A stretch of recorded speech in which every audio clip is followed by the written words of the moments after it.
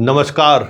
मैं संतोष सिंह और आज हम आपको बिहार के एक ऐसे सच से सरोकार कराने जा रहे हैं जो सच हर जिले में मौजूद है, हर कस्बे में मौजूद है, हर प्रखंड में मौजूद है, हर पंचायत में मौजूद है।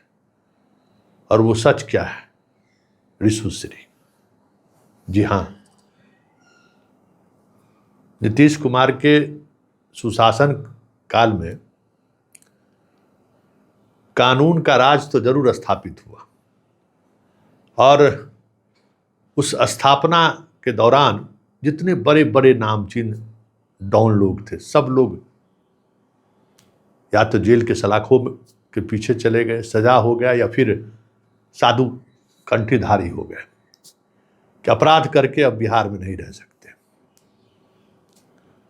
लेकिन इसी दौर में एक समानांतर हर जिले से लेकर हर पंचायत तक में एक अलग तरीके का अपराधी पैदा लिया, जो रात के अंधेरे में किसी के यहाँ लूट डकैती की घटना को अंजाम नहीं देता था या किसी से को सरेराह अपहरण नहीं करता था। पदाधिकारियों के साथ घूमना, पिस्टल रखना, एक से एक बड़े गाड़ियों पर चलना, इसके शौकीन रहे हैं। जरा इस वीडियो को गौर से देखिए। जो शख्स आपको दिख रहा है वो सिवान का रहने वाला आदमी है। सिवान छोटा सा कस्बा है जिसकी पहचान कभी शहाबुद्दीन की वजह से पूरे देश स्तर पर हुआ करता था। हाजी जसवाल की वजह से सिवान की पहचान देश स्तर पर है। पिछले 5-6 वर्षों में साधारण मुकदमा में ये जेल गया था और वहाँ से निकलने के बाद स्थिति सिवान, मोतिहारी, कई जिलों में इसकी स्थिति ये थी कि इसके आने की खबर मिलती थी तो एसपी साहब अपने गेट के नहीं, कैंपस के गेट के बाहर खड़े होकर इंतजार करते थे। जायसवाल आ रहा है। गाड़ी के काफिलों के साथ जायसवाल पहुंचता था और उसके खैर मकदम में डीएम से लेकर एसपी तक नैने बिछाया रखा था। बिहार निवास हो, दिल्ली ताज हो, ली मेरिडियन हो, मुंबई का ताज हो, इस शख्स के लिए बुक रहता था। 1, 2, 3, 4 नहीं, दर्जनों आईएएस आईपीएस इसके सामने में मुजरा करते हुए नजर आते थे। कोई भी हो, एक से एक चेहरा जिसके बारे में आप जानते होंगे, करे तो बहुत टाइट पुलिस अधिकारी रहा है, अरे ये तो अच्छा डीएम रहा है, वो भी इसके सामने में मुजरा करते हुए दिख जाता।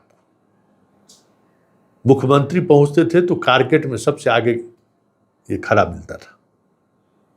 अब समझ जाइए कि कितना रुतबा इसका होगा। जहां गया वहां अपने अंदाज में इसके स्वागत में लोग खड़े रहते थे। 6 महीना पहले इसके बारे में हमें लोग जानकारी दिया कि संतोष जी आरा मिल चलाता था। उस आरा मिल का भी लाइसेंस फेल है। छोटा सा आरा मिल, बामुश्किल हिस्से में 5-10 कट्ठा जमीन होगा खेती योग्य। आज सिवान का सबसे बड़ा आदमी है। जितनी कमाई शहाबुद्दीन भी नहीं की होगी उससे बड़ी कमाई इन्होंने कर रखा है। तुमके भाई है कौन है भाई ये? क्योंकि चाल ढाल से लग रहा था कि भाई सायरन युक्त गाड़ी, पुलिस बॉडीगार्ड, 47 वाला खींच रहा है। पूछ भाई कौन है ये? तो ये इस एसपी का दलाल है। दलाल को इतना पावर, अरे थानेदार की पोस्टिंग यही करता है। तो पता चला मोतिहारी, सिवान, कई जिले के एसपी की जगह पर यही एसपी गिरी करता था। थानेदार सब इसी के यहाँ बैठ के जो सो अपना कौन सा थानेदार कहाँ बनेगा नहीं बनेगा उसकी सेटिंग करता था। मतलब अब आप सोच लीजिए उस जिले के लोगों के जहन में क्या ख्याल आता होगा, क्या हो रहा है, ये यही होता होगा ना। उसके जहन में आप सोच लीजिए उसके जहन में क्या ख्याल आता होगा।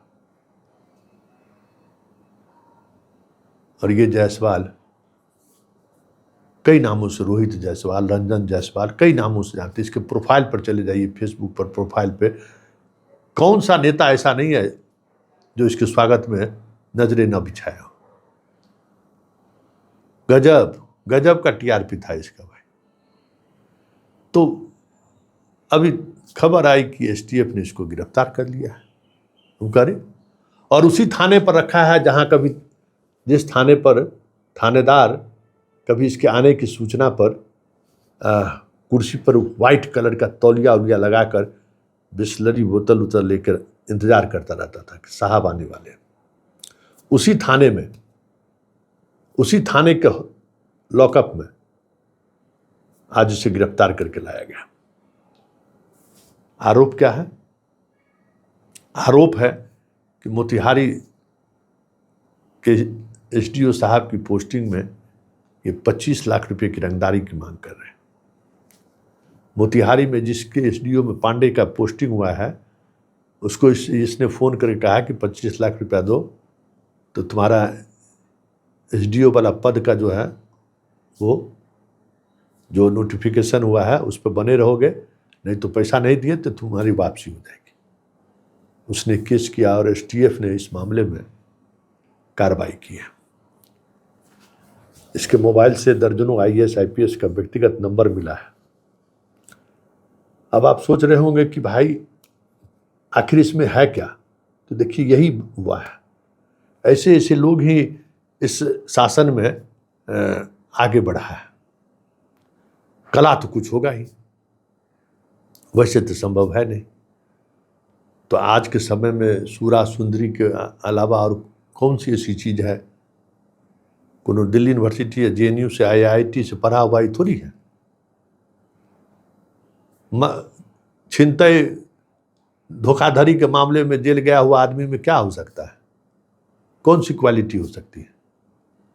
कलकत्ता से लाने का क्वालिटी है, नेपाल से बेहतर चीज़ आपको ला के दे सकता है, दिल्ली से बेहतर ला सकता है। मतलब जिस तरीके की ख्वाहिश आप रखते हो उस ख्वाहिश को ये पूरा कर सकता है।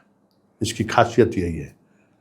अब आज की तारीख में अब आप समझ लीजिए कि क्या ख्वाहिश लोगों को है। और आईएएस आईपीएस, अधिकांश आईएएस आईपीएस इन दिनों परिवार के साथ जिला मुख्यालय में नहीं रहता। तो आप समझ सकते हैं कि उसकी ख्वाहिश क्या रहती होगी। अब देखिए एसटीएफ के डीजी खुद इस मामले में इंट्रोगेट कर रहे हैं और क्या खुलासा होता है, या इसको लेकर कोई आगे की कार्रवाई भी होती है क्या, जिसकी उम्मीद कम है।